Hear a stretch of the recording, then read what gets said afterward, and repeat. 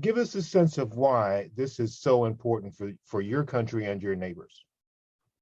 So maybe I have to go back a bit some years ago as well, you know very well, and remembering the 2008 at least. We could speak about some more years ago, but 2008 when there was a Georgian war and Russia took control of some Georgian lands as well. So then 2014, unexpectedly they took Crimea and started conflicts in Donbass and Luhansk regions as well. And this conflict is still going on. Somehow now everybody doesn't speak about that, speaks about now military buildup. But what we still have in South Ossetia, Abkhazia, not belonging to Georgia, taking in the Bordization. Crimea is completely controlled by Russia as well, annexed, and we have all allies strong standing behind that. But now with this military build-up, Russia took as well not only the military, which is already now completely different than it's from 2008. It's modernized, mobile. It's very well functioning, as we see now during this month as well. And it took this military, but also demands for their allies and the NATO to, or not to have Ukraine to the NATO, or to withdraw NATO forces from the territories which were from 1997. So that is, they're still demanding and trying our sense. So we are very much concerned why it stopped, because it didn't stop in Georgia, it didn't stop in Crimea and Donbass, and now we witness more demands, and that's really preoccupying. And maybe you would ask or not, but it's not only what it's, we see the new thing here in this crisis. It's not built up only on the Russian side, on the Ukrainian border.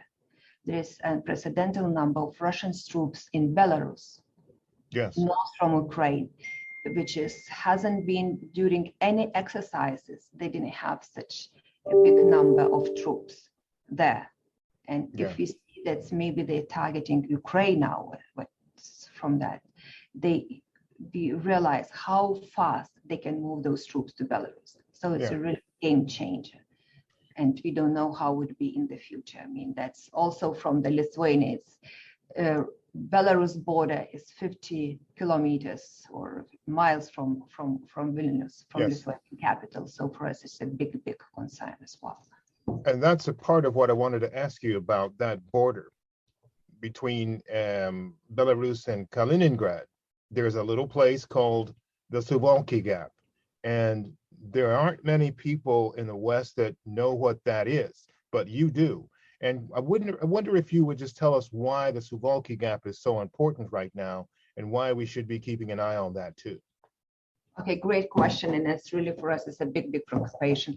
If one looks to the map, you could see that the 3 Baltic states are united, they're connected with the rest of Europe and the rest of other NATO allies through Poland, and that is land Lithuanian-Polish border, which is about 90 kilometers or 60 miles long. And Kaliningrad region, which is on the west side of that Suwalki corridor, is the most militarized region in Europe. They have Iskander missiles, tanks, you name it. It's really that. And now when we see that Belarus practically became like a platform for Russian military, because they can move troops in 10,000 in a week. The Belarus government, the president couldn't say anything. He is on the contrary, speaking about common Belarus-Russian army, they would be doing so.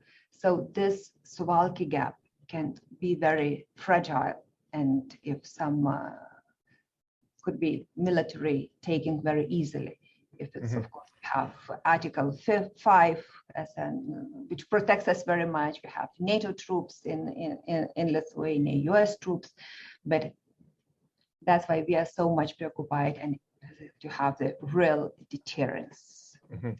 So tell us what would happen if Russia and Belarus were to seize control of the Suwalki corridor, the Suwalki Gap. So now if the Baltic states are more like peninsula, which is connected with Poland, or that means Europe and NATO through this corridor, so we would become completely isolated or island, and only accessible from the Baltic Sea. So which can also be tricky if some conflict. So for us, that's why we are so much protecting and taking care of that Suwalki